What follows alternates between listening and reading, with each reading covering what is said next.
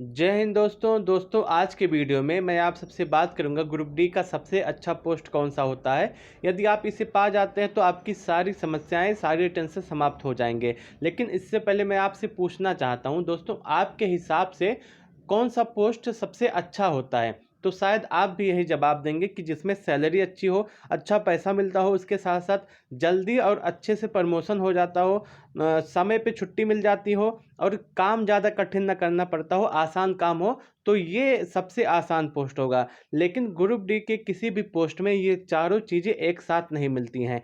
किसी में सैलरी अच्छी होती है, किसी में प्रमोशन अच्छा होता है। प्रमोशन अच्छा होता है तो आपको ज़्यादा काम करना पड़ता है, या सैलरी नहीं अच्छी होती है। ऐसे आपके सारे पोस्ट हैं। लेकिन इन सभी पोस्टों में से आज मैं आप सबके लिए पोस्ट लाया हूँ, जो आपको बताऊंगा कि इन चारों के हिसाब से, यानी कि सैलरी, प्रमोशन, हॉलीडे और इजी वर्क के हिसाब से आपके लिए कौन सा सबसे अच्छा पोस्ट होने वाला है। अगर आप इस सबको पा जाते हैं तो आपका करियर ग्रोथ आगे हो सकता है, आप आगे तक जा सकते हैं। आपके मन में जो टेंशन है पैसे से संबंधित या भी और समस्याएं हैं, अभी आप और आगे मेहनत करना चाहते हैं, तो आपको कितना समय मिल जाएगा पढ़ने के लिए। आज के वीडियो में इन सारे टॉपिक को लेकर के मैं बताने वाला हूं कि आपके लिए सबसे अच्छा पोस्ट कौन सा होने वाला है। तो मैं उम्मीद करता हूं कि आप सभी लोग इस वीडियो को लास्ट तक ज़रूर देखेंगे। अगर आपको यह वीडियो अच्छा लगे तो आप इसे लाइक कर सकते हैं, अपने दोस्तों के साथ शेयर कर सकते हैं। अगर आप यूपी एग्जाम्स यूट्यूब चैनल पर पहली बार आए हैं तो इस चैनल को सब्सक्राइब करना ना भूलें। दोस्तों सबसे पहले बात करते हैं कि सैलरी के हिसाब से देखेंगे कि कौन सा पोस्ट सबसे ज़्यादा है। तो सैलरी के हिसाब से अगर देखें तो ट्रैकमैन का जो पोस्ट होता है ये थोड़ा सा अच्छा हो जाता है, क्योंकि इसमें आपको रिस्क अलाउंस मिलता है 2700 रुपये का। बाकी सभी पोस्ट में देखें तो सैलरी आपकी सेम होती है, लेकिन जो ट्रैकमैन होता है इसमें रिस्क अलाउंस मिलता है जिसमें 2700 रुपये का, जिससे इसकी सैलरी थोड़ी सी ज़्यादा हो जाती है। लेकिन इसमें आपको काम बहुत ज़्यादा करना पड़ता है। काम का करने का मतलब ये है कि जैसे आप सबको पता होगा कि बाइक की सर्विसिंग होती है, आपकी कार की सर्विसिंग होती है, उसी तरह ट्रक की सर्विसिंग होती है, और जो कि ट्रक मेंटेनर द्वारा की जाती है। अब ट्रक की सर्विसिंग करनी है तो आप देखेंगे कि चाहे धूप हो, चाहे जाड़ा हो, चाहे गर्मी हो, चाहे बरसात हो, आपको अगर काम मिला है तो करना पड़ेगा। काम आपका 8 घंटे का ही होगा, उसमें न ज़्यादा होगा न कम होगा। अगर आपको ज़्यादा काम कराया जाएगा तो आपको ज़्यादा वेतन दिया जाएगा, उसके लिए आपको कोई दिक्कत नहीं है। लेकिन ट्रैकमैन ऐसा जॉब होता है जिसमें आपको थोड़ा-सा ज़्यादा मेहनत करना पड़ता है, थोड़ा-सा ज़्यादा परिश्रम करना पड़ता है, और आपको इसमें जो है 2700 रुपये रिस्क अलाउंस अलग से मिलते हैं, इसलिए इसमें सैलरी ज़्यादा हो जाती है।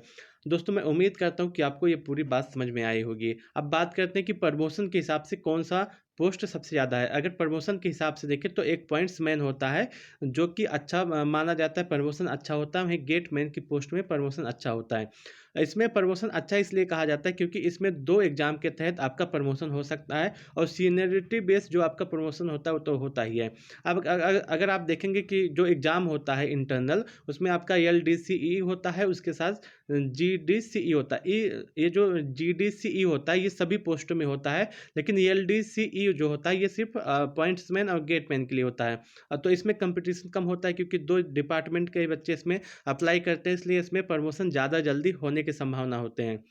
दोस्तों पॉइंट्समैन के बहुत सारे बच्चे मैंने ऐसे देखे हैं मेरे साथ के, जो प्रमोशन करके स्टेशन मास्टर तक के भी हो गए हैं। तो इसमें प्रमोशन के बहुत ही ज़्यादा अच्छे चांस होते हैं, बहुत ही ज़्यादा। लेकिन इसमें जो है थोड़ा सा वेतन कम होता है। वेतन आपको जो मिलेगा वो 26-27 हज़ार के आसपास आपकी पहली सैलरी मिलेगी। सैलरी से संबंधित मैंने वीडियो बना दिया है, डिस्क्रिप्शन में उसका लिंक दे दूंगा, आप सभी लोग जा करके देख सकते हैं। तो अगर देखें पॉइंट्समैन और गेटमैन का, इसमें ज़्यादा जल्दी प्रमोशन होने के चांसेस रहते हैं, क्योंकि इसमें एग्ज़ाम 2 तरह के होते हैं, और इसमें आप जल्दी प्रमोशन ले करके आप किसी अच्छे पोस्ट पे चले जाएंगे, आपको अच्छा पोस्ट मिल जाएगा।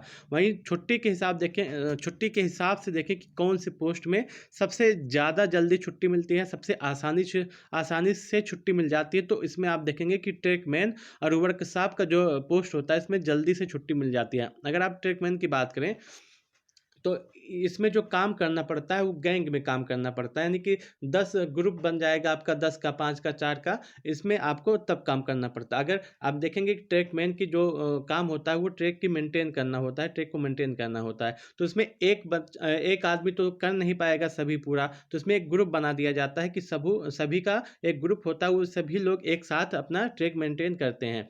तो उसमें से अगर एक व्यक्ति काम पे नहीं आता है, कोई काम पड़ जाता है, वो काम पे नहीं आता, तो बाकी जो सभी लोग होते हैं वो अपने काम को सही से करते रहते हैं, इसलिए इसमें जो है छुट्टी आसानी से मिल जाती है। छुट्टी तो सब में मिलेगी आपको, जब आप चाहेंगे तब आपको छुट्टी मिल जाएगी। लेकिन ट्रेकमैन का जो जॉब होता है उसमें जल्दी से आसानी से छुट्टी मिल जाती है और आप आसानी से छुट्टी ले करके अपना काम कर सकते हैं। वहीं वर्कशॉप का भी ऐसे ही होता है, इसलिए इसमें छुट्टी जल्दी मिल जाती है और आपको काम करने में आसानी होती है। बाकी और उसके बाद देखते हैं कि ईजी पोस्ट सबसे कौन सा होता है, सबसे आसान पोस्ट कौन सा होता है जिसमें काम कम करना पड़ता है। तो इसमें आपका जो हॉस्पिटल अटेंडेंट्स का होता है ये सबसे आसान काम होता है, गेटमैन का सबसे आसान काम होता है।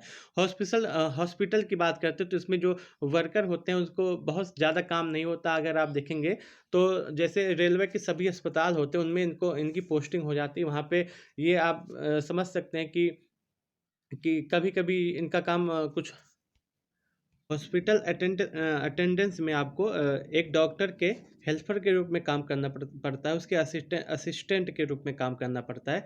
जहाँ पे नर्स नहीं होते उनके स्थान पे काम करना पड़ता है, और चौकीदार नहीं होते तो चौकीदार के रूप में काम करना पड़ता है। ज़्यादा काम नहीं होता, कभी कभी जो है सफाई करने का काम मिल जाता है, ज़्यादा काम नहीं होता। अगर आप देखें तो ट्रेकमैन से अच्छा काम होता है, क्योंकि ट्रेकमैन वाले बच्चों को देखिए तो उनको धूप हो तब भी काम करना पड़ेगा, जाड़ा हो बरसात हो कुछ भी तब भी उनको अपना काम करना पड़ेगा। लेकिन हॉस्पिटल अटेंडेंस के पोस्ट पे देखेंगे तो आपको एक जो है हॉस्पिटल पे रहना, वहाँ पे आपको धूप तो लगेगी नहीं, उसके अलावा देखेंगे तो बहुत सारी सुविधाएं आपको मिल जाएगी हॉस्पिटल अटेंडेंस में।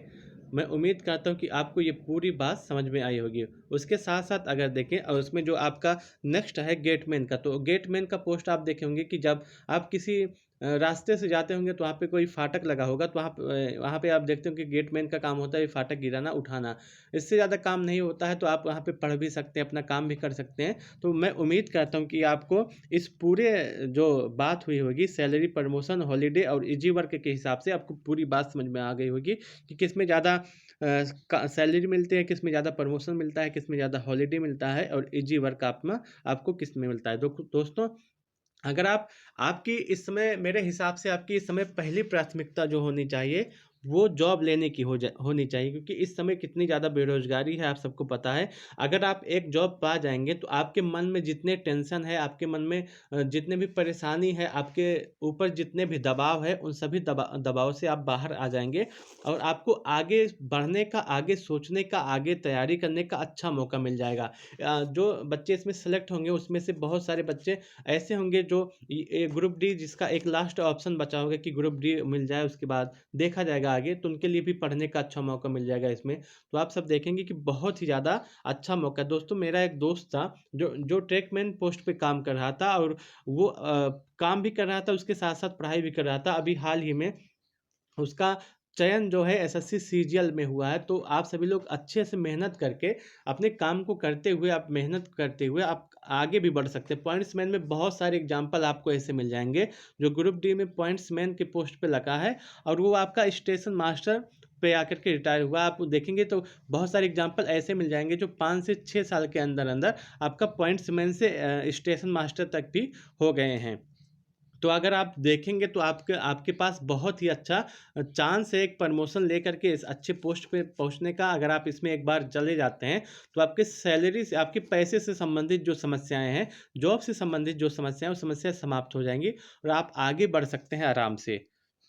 आप सबको काम जो करना पड़ेगा उस 8 घंटे का करना पड़ेगा। 8 घंटे के बाद जितना समय बचता है आपके पास वो पढ़ने के लिए बचेगा, तो आप अपना समय निकाल करके 2 घंटे अगर आप देखें कि निकाल करके अपना आराम करके आप पढ़ाई भी कर सकते हैं और अपने जो अपने घर की समस्याएँ हैं उसे भी देख सकते हैं। तो मैं उम्मीद करता हूँ कि आपको पूरी बात समझ में आ गई होगी। दोस्तों, आप सभी लोगों का पहली प्राथमिकता है वो ये सोचिए कि एक जॉब मिल जाए और उसके जॉब के बाद मैं आगे पढ़ाई करता रहूँगा।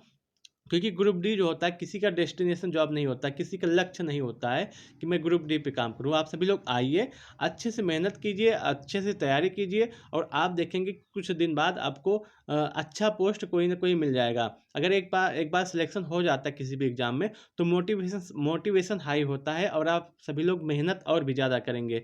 मैं उम्मीद करता हूँ कि आपको ये पूरी बात समझ में आई होगी। अगर आपके मन में कोई डाउट है, कोई सवाल है, कोई प्रश्न है किसी भी चीज़ से लेकर के, तो आप कमेंट सेक्शन के माध्यम से पूछ सकते हैं। मैं आपके सभी कमेंट का जवाब अवश्य दूँगा। मैं उम्मीद करता हूँ कि आपको वीडियो अच्छा लगा होगा। वीडियो को लास्ट तक देखने के लिए आपका बहुत-बहुत धन्यवाद।